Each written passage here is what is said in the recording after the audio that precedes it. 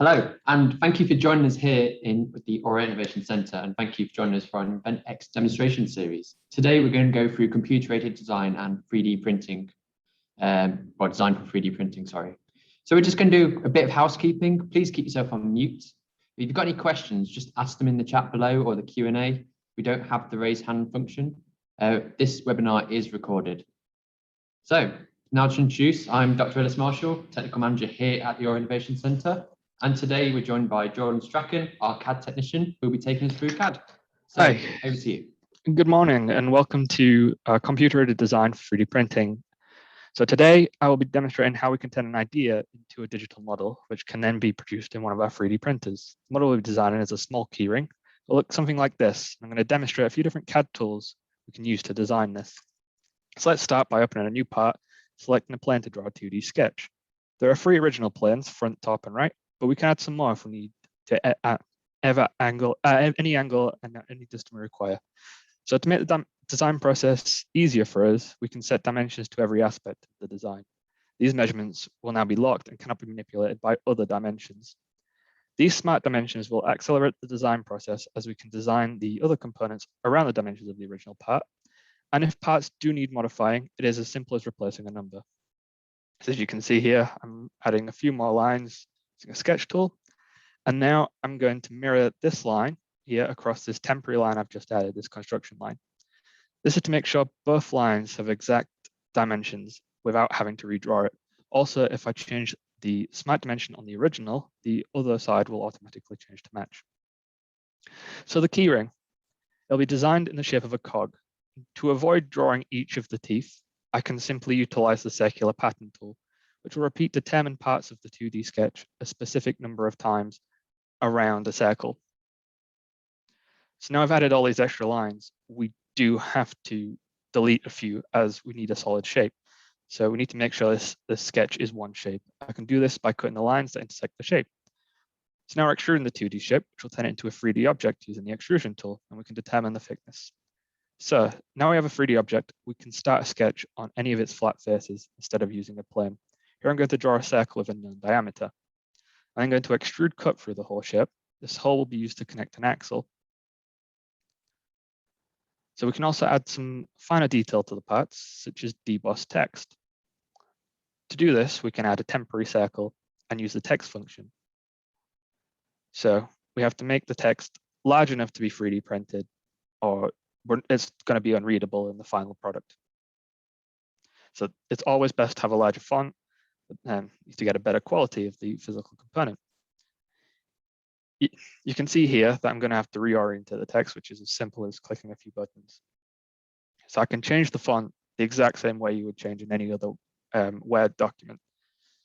I can change the font, I can change the size. I always usually tend to change it in units and millimeters instead of points, so I can determine exactly how big these letters are to make sure that they are 3D printable. So I'm now going to extrude cut this text using the same tool as we used for the hole. But this time, we're going to determine the depth of the cut. So for this, I'm going to choose 1 mil. It's good to have, for debossing text, an extrude cut of greater than 0.8 mil. I'm now going to draw on some little extra details using the same technique as before to add dimensions. So here I am adding a smart dimension. It's always good to make sure every measurement is known so it can be easily modified later, and also designing other components. We can also make sure that lines line up with the lines of a 3D object. As we can see here, it is showing that the orange line is here. And we're also going to mirror these again the exact same way for the exact same reason. We want to make sure both are exactly the same on either side. And we're then going to extrude cut to a depth of 1 millimeter. Again, any fine detail, it needs to be greater than 0.8 millimeters to accurately get a good extrude cut. To accelerate the process, I can use a circular pattern tool to add this feature to every tooth. I can determine how many we need and if they should be equal distance apart around the temporary axis, which I've just added here. So the temporary axis, it can be removed later on. It's just to add parts like this in a circular pattern, and which I'll show you in a few seconds, a linear pattern. So here I can determine how many we need, and if they're equal distance apart. I'm now going to use the linear pattern to make this pattern be produced on the opposite side of this shape.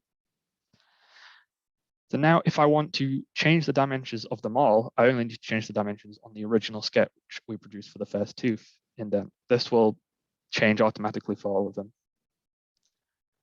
Rounding off the edges is possible by using the fillet tool.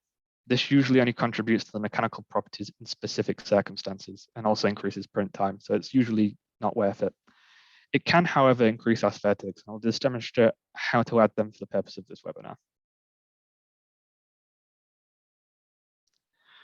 To help us in the future, it's best to title each feature as something recognizable. This is so we can refer back to it later if parts need to be modified. This is usually incredibly helpful in very complex part that requires a lot of features. It makes it very easy to point out which features need to be changed, and we can easily find them.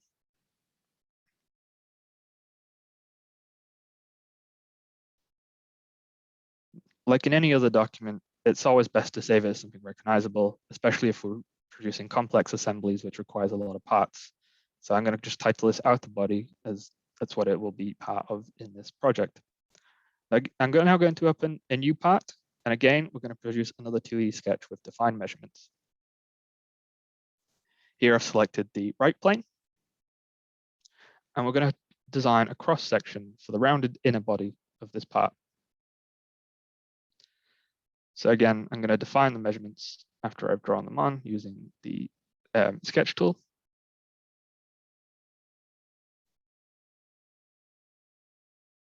Now we're going to add a 3-point arc, which is a part of a circle. So this measurement's arbitrary, but it's always best to define the measurement so it can be easily changed and everything is known. I'm now going to use the revolve tool. I can produce round shapes with this sketch being the cross section. I can determine where it should revolve around. For this part, I've selected the vertical line on the sketch. It can have a hole in the middle if we move that line further out, but for the sake of this, it's there. And this part will be very difficult to print successfully due to that edge. It almost has a 0 thickness. I can manipulate the original sketch without undoing the revolve feature, as you see in here. I'm making it thicker at that point there. I'm now going to re-enter that circular part. And then once I practice tick, the part will be fully, the feature will be fully finished. Now I want to add some debossed text to the dome of the ship, but as I stated earlier, I can only add a sketch on a flat surface. To counteract this, I can add a new plane, which will hover over the top of the dome. So I can sketch on either planes or flat surfaces. So in this case, it has to be a plane. I'm going to write the text the exact same way as I did earlier. So I'm going to use a temporary axis, but I can temporary circle, but I can just extrude, but I can't just extrude cut it the same as before, as the depth of the dome will be different at each point. So here I am adding the text, and now I'm going to extrude cut. And as I said, it has to be changed slightly. So to resolve this, I can offset the extrude cut from the surface, meaning the text will be exactly 1 millimeter away from the surface at any point.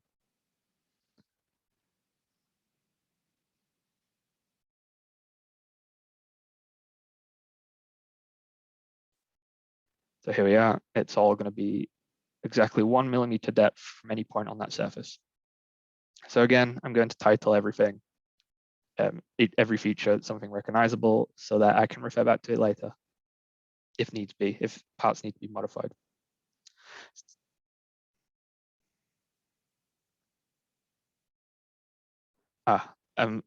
Just forgotten. We're also adding a hole to this for the axle will fit. So this hole, I'm going to extrude cut the exact same way as I did with the hole in the original part. But this time we're going to sketch on the front plane because I can't sketch on the rounded part there. So I'm going to extrude cut that in both directions all the way through. We have to make sure that that hole is larger than the diameter of the axle because we're actually making this as a physical product. So it needs to all fit together perfectly. And we have to take into account tolerances when we're actually designing something to exist in the real world.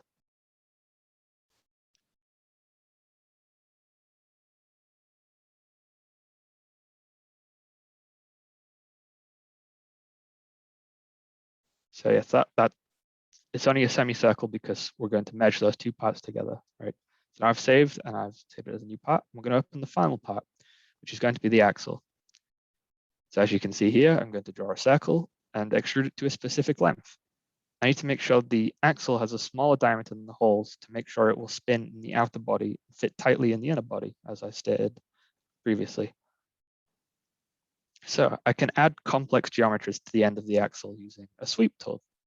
This takes a 2D sketch and drags it across a determined path. So here it's a flat surface, so I can add the circle to that top of the axle. And I'm going to sketch on the front plane the path that this circle will follow. So this is done to produce complex geometries in a lot quicker and easier way. So I'm going to use this circle as the base of our line, and I'm going to add a spline, which is a curvy shape that can be manipulated in many different angles. But for this, because these measurements are arbitrary, this is just going to be the hoop for this keyring that we're designing. It doesn't have to be too accurate.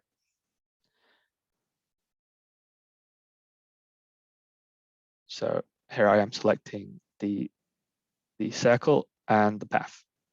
And there you go, it produces this 3D image. So I want to repeat this complex geometry on the other side, but I don't want to redraw it because it can be quite easily mirrored. To do this, I'll add a plane in the center of the axle. So I'm going to change the offset of this plane to be exactly in the center of this axle, and then I can use that as a mirror. So I'm going to select the feature that I want to be mirrored and also the plane. And then when I press tick, I will have a full axle with both hoops. This is great for designing components that are quite large and complex. I only have to design half of them, especially if they can be mirrored, and that'll increase the speed of the design process. Again, I'm going to add distinctive names to each of the features, which will really help. And then we're going to open an assembly. So once all the parts are sketched up, I can assemble them. To do this, I open the parts in an assembly and use mates.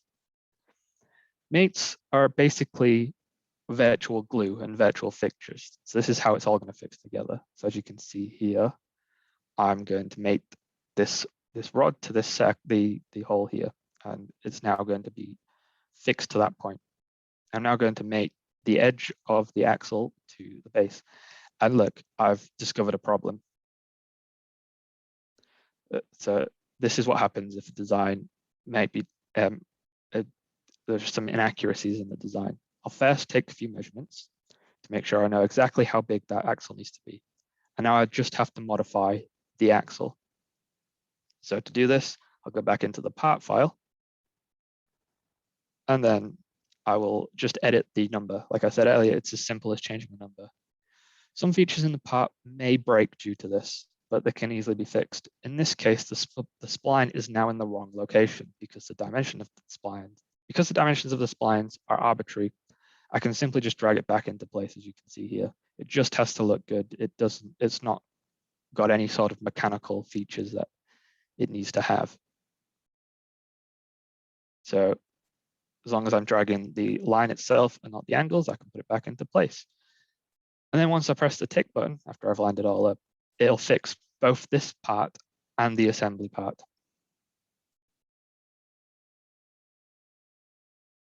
So we'll do all this automatically to accelerate the design process and modification. It's a great way to make sure we're on top of everything. Everything is moving at a fast pace. Here you go, it's fixed both, and it's fixed in here. So now we're going to open the last two parts. Like I said earlier, this is going to be 3D printed, which is why this is in half.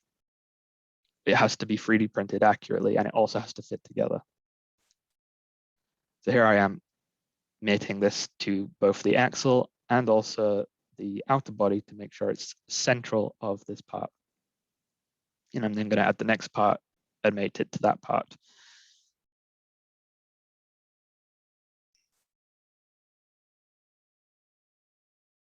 So after the assembly has been finished, I can make sure it all fits together. Assemblies are a great way to view the final product. It makes sure all the components fit together. It's also a good way to 3D print large components with multiple parts on our 3D printers, especially if we're going to use dual extrusion, which is when you print in two different materials. If we're opening this in slicing software, it needs to that allows for dual extrusion. Each part needs to be separate. We can't just save the parts as a file that the 3D printer can read. It has to be the full assembly, because the software that will determine the code for the 3D printers will not know where those parts fit together without the correct mates, the correct assembly, which is why we save the assembly as an STL file and not the part files as STL files.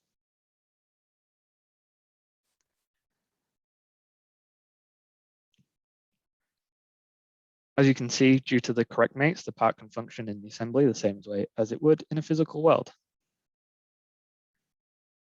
It can spin, and we can save this as an STL file and open any part in a slicing software, which we went through on Tuesday. So thank you for this quick talk on CAD and how to design for 3D printing. We will have a few more sessions coming up in the future where we'll be looking at printing with resin, and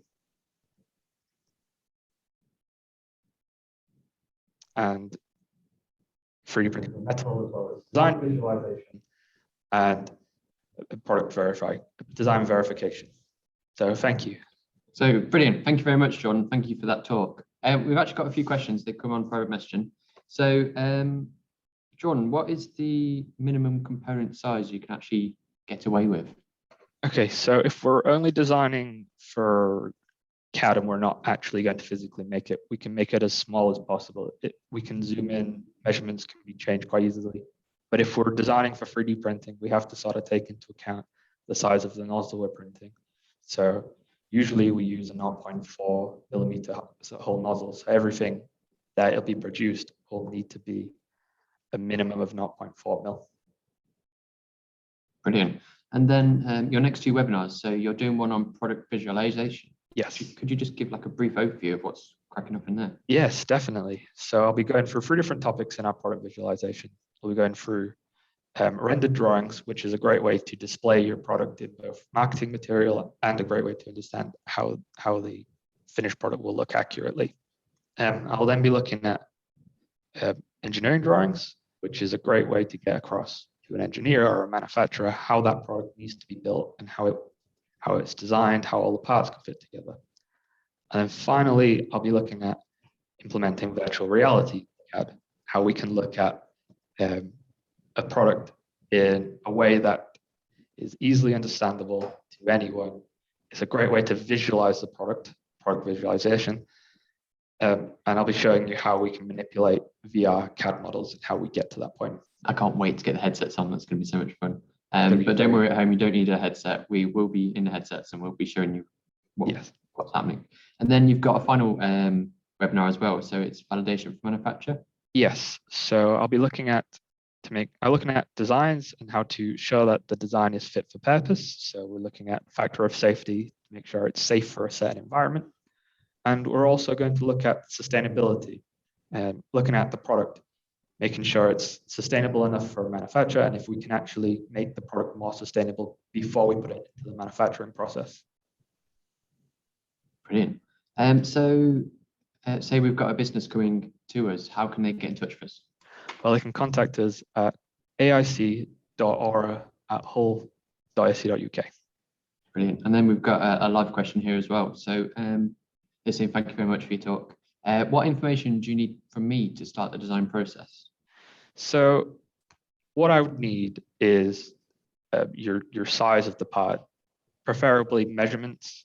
If we only really have an idea, then if I know the sort of size that the part needs to be, I can design around that or where it needs to fit into. Dimensions are always great for me because I can quite quickly produce a part if I have more information. But yeah, if we just have an idea and a sort of size, I can design something around that and see how it works. We don't have to manufacture it. We can just look at the shape, the size. Like we said, as I'll go through product visualization, be able to view that before we start manufacturing it in a almost real, close to real world scenario as possible. Brilliant. And you can also advise on the materials. Oh yes, definitely. That'll be I'll go over that more in product verification. That's awesome. I'm looking forward to that. Yeah, it should be very good. I'm very looking forward to the next one, messing about with the VR headsets for everyone. Yeah, that would be good fun. So yeah, it would be great to get businesses into ERC to utilize your skills, our skills in the 3D printing zone. Yes. Can you give any more examples of your CAD work that you can talk about? Because I know we work a lot with commercial businesses, so there's a lot we can't talk about. Yeah. But is there any public domain ones? Yes, definitely. As you can see behind me at the moment, I have a little model wind turbine there. So this is just a little desk toy that we built for an event. It does spin in real world, and it does all fit together perfectly well. So there's little holes, and I put some threads in them. The threads is something I didn't mention in this webinar, but it's always best to tap your threads after you've printed. The threads don't print very well in 3D printers, so it's always best to do that afterwards in the post process. Behind me now is a pan lid I did for a client. So this is a good way to show reusability.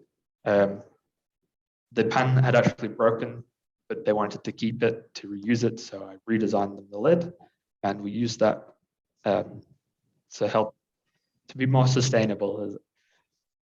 Let's see what's coming next. I believe also behind me there was a bed box which I designed, and I believe there was a heart at one point as well, which is something I didn't design, but it would be interesting to quickly go over. So this was a scan of a heart, and I just edited it to add titles on it. So it stated it was heart, and also to make sure it was 3D printable. So I did that by cutting it into pieces and 3D printing it in sections. So I've got a question as well. So why is CAD and what we're doing here low carbon? Well, we don't have to manufacture a lot of physical prototypes. We can do them all digitally very quickly. So we're reducing manufacturing. It's everything's virtual. We don't have to send anything physically to a person. It's just sending files in a simple email. So we can communicate with companies across the country, across the world quite quickly with a simple email with the files on them to verify if this design is good enough for them. And then once we've got that information, they can either go off to somewhere else to produce them or come to us to manufacture them. We do a lot of manufacturing here, especially with 3D printers. Brilliant. I just wanted to pick up on what you said as well, post-processing threads. Yes. That's incredibly important. Yes, it is. Yes. It's ridiculous how many faults I've seen from 3D printing from clients, and they've tried to 3D print the threads. So it's so much easier to do than post-processing. It is. We've got the materials and the equipment to do it here as well. So yeah, that's awesome. And so we've actually got another live question as well. Okay. So roughly, how long does it take to design a typical project? Okay, so that's determined on the actual project. So on smaller projects, like you've just seen, it can take me 30 minutes to draw something as quick as that. For larger projects, especially more complex designs, it'll take hours, days. Longest project I think was about a week worth of CAD, but that was huge. And of course, we're going to go back and forward with modifications. So it completely depends on the project itself. But yeah, even the largest projects, the CAD takes a lot shorter time than actually producing physical prototypes. We can do it very quickly. And again, if we need to modify anything, we don't have to physically make anything again. We can just change a few numbers or maybe a few parts. It's very quick. It's a form of rapid prototyping. It's a very fast process.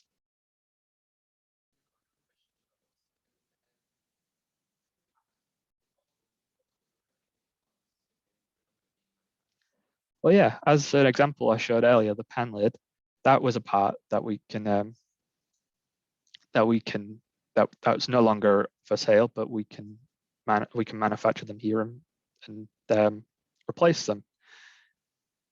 I know we've done some work with some other people where they've had old machinery and they needed some new extruders. We at the university actually 3D printed them some extruders. We brought some academics along and they helped us with that.